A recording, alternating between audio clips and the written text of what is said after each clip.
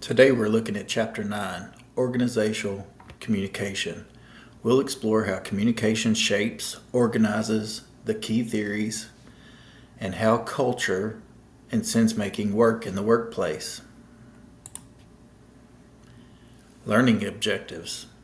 By the end of this chapter, you should be able to describe the relationship between communication and organizations, explain Sheen's 3 levels of culture, apply 5 stages of assimilation, understand the 5 levels of control, and use the concept of double interact to explain sense making. Communication in organizations. There's a paradox in corporate life. Everyone says communication is important, but effective communication often doesn't happen. Popular culture tends to oversimplify it, but in reality it's a complex and ongoing. As Hubert Simon once said, without communication, there can be no organization. Defining organizational communication. Organizations are groups of people coordinating to reach goals, and communication is the process that makes that coordination possible. It is not just talking within a container. Communication actually builds the organization itself. Scholars focus on things like workplace relationships, socialization, culture, power, and how structures shape conversations. Theories covered. We'll look at 4 main theories. Sheen's model of culture, which helps us understand norms and behaviors. Organizational assimilation theory, which explains how people become part of a workplace. Organizational identification and control, which examines power and influence. And Wick's organization theory, which shows how communication is the foundation of all organizing. Organizational culture. Sheen and Shine define organizational culture as the shared learning of a group, the way members are taught to think, feel, and act.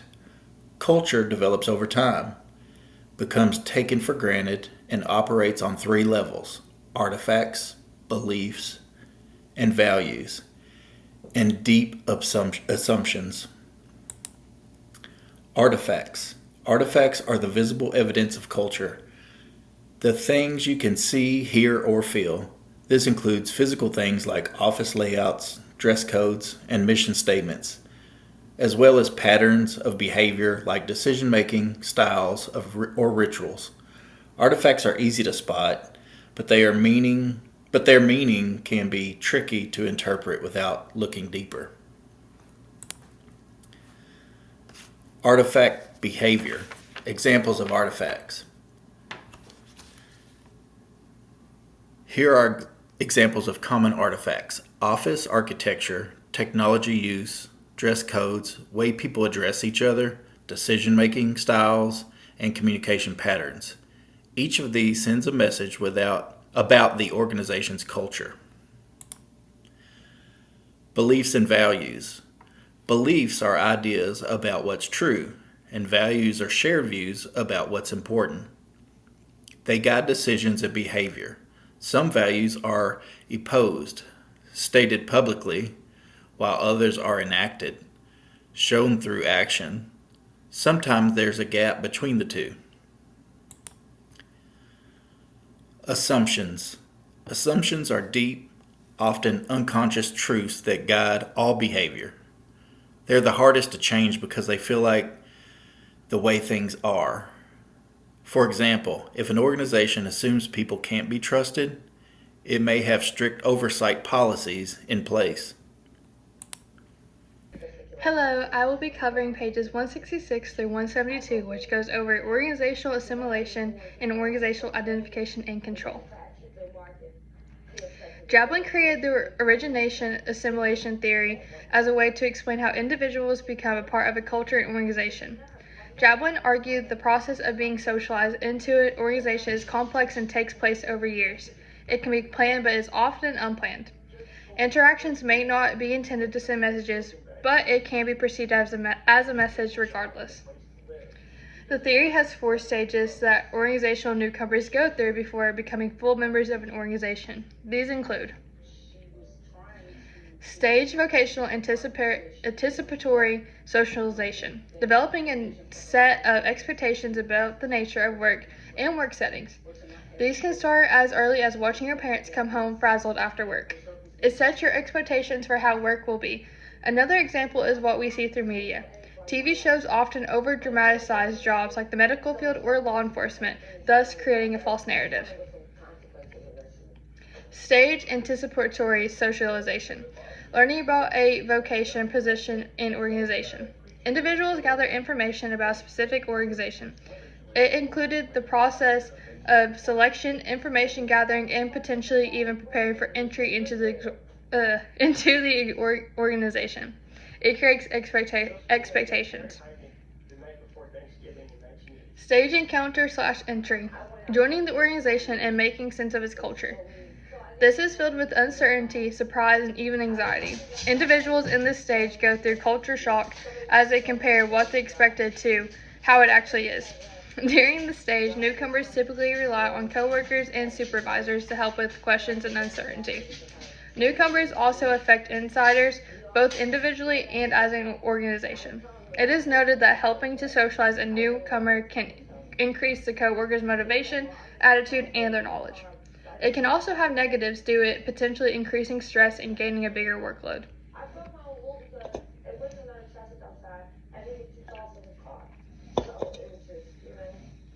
Stage metamorphosis, transitioning from outsider to insider, and understanding roles and negotiating roles.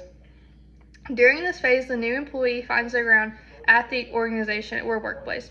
They become an insider and find their place in the work environment.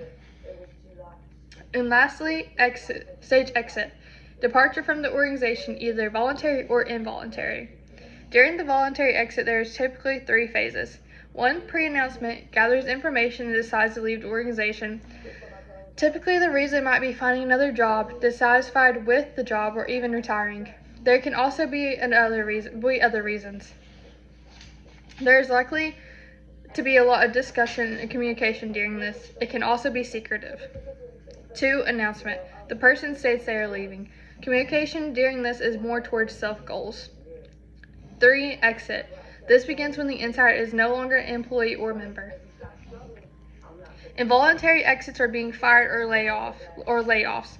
These create a lot of uncertainty.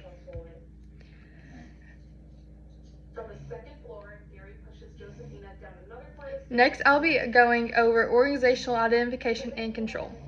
Organizational identification control, or OIC theory, centers on the way an individual connection to the organization influences behavior and decision-making in team-based structures.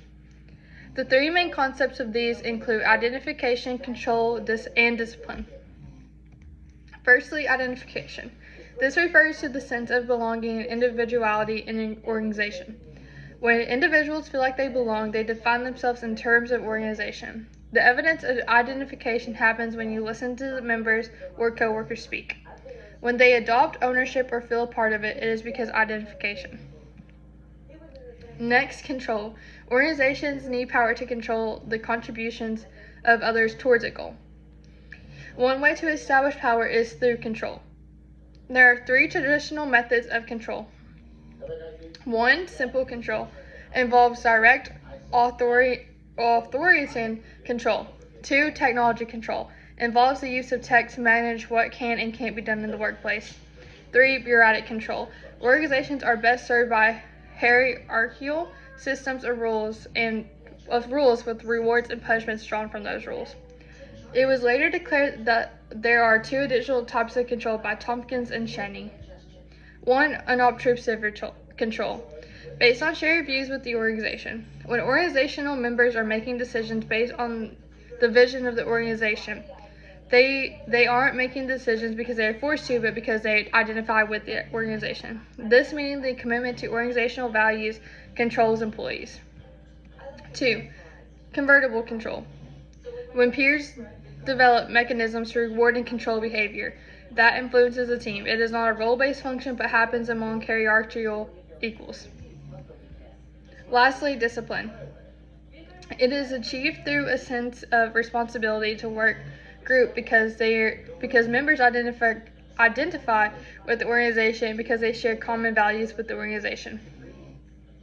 When they are faced with a decision, they will rely on organizational values to make that decision. If an individual is not behaving within the rules of organizational values, work members tend to censure that person. Some examples of discipline are 1. Simple commands or threats, 2. Technological firewalls or workplace computers, 3. Bureaucratic handbooks or contracts.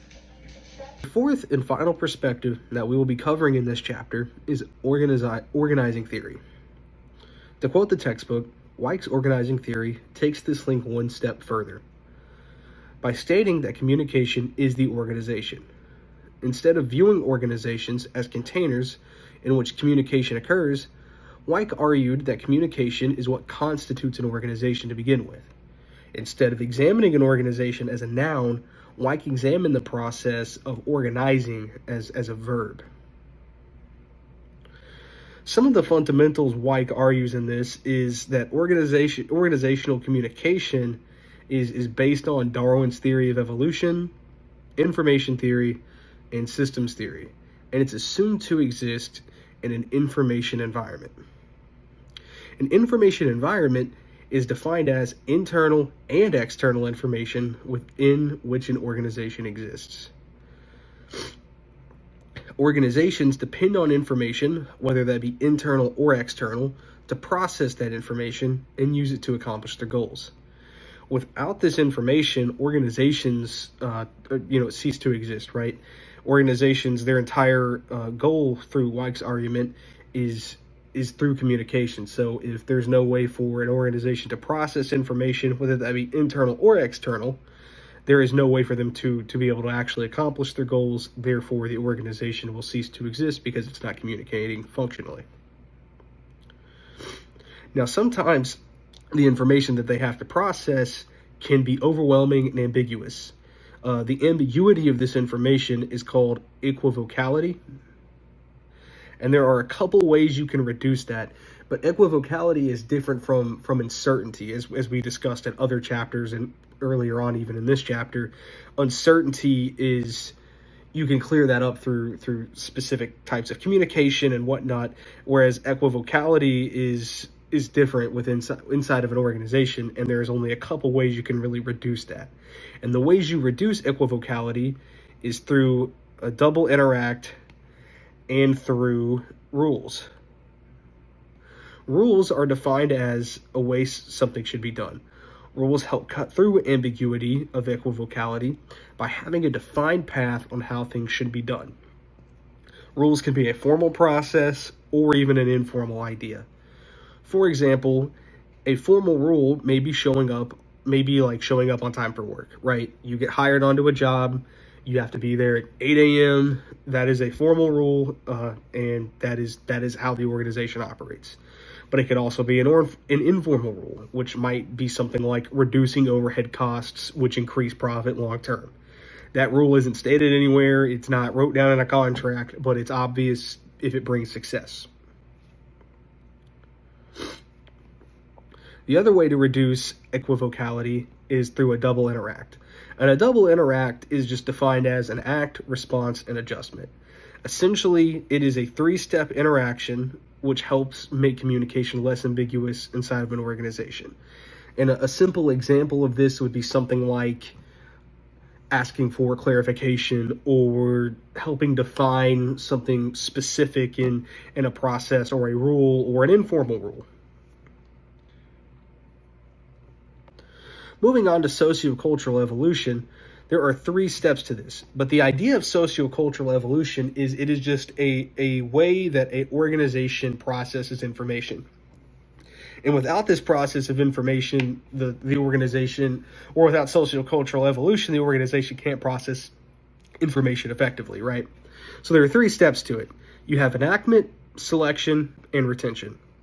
So to start, we have enactment, which is just noticing and attending to particular information within the information environment.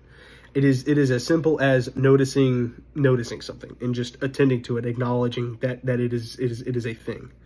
And then selection is an organization's decision to rely on either a rule or a double interact. So you notice the information, you acknowledge the information, and then you select to either make a rule or to take that 3-step process through a double interact and then adjust. And then after that, your third step is retention.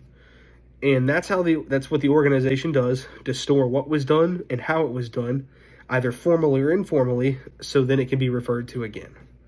So you look at something, you process that information, you then select to either make a rule or you double interact, and then depending on what you did in the selection phase, you will then move on and retain that so it can be referred to again, and it is almost like a precedent that's been set within the organization now, whether that be formally or informally.